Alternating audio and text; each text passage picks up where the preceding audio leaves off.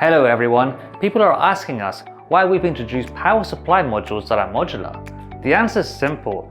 We want to make sure that your solutions can be powered in any case scenario and help you to get them to market faster. Normally, an evaluation board can deal with all the power supply variants to help you to build devices that can use different types of power supplies available.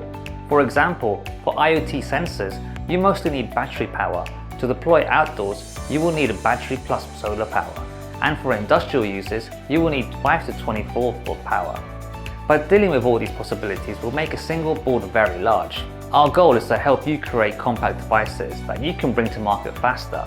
This is why we make our power supply modules modular. The RAK19015 gives you battery charging, which is almost a mandatory power supply for IoT sensors. The RAK19016 allows you to charge by battery and 5 to 24 volt for industrial applications. Deploying outdoors? No problem. We have the modules for that too. The RAK19012 lets you power your baseboard via USB Type-C, battery and solar. The RAK19013 gives you battery and solar power options. Ensure to use the RAK5804 to upload the software. These new WisBlock power modules are designed to maximize, streamline and efficiently configure your IoT solutions.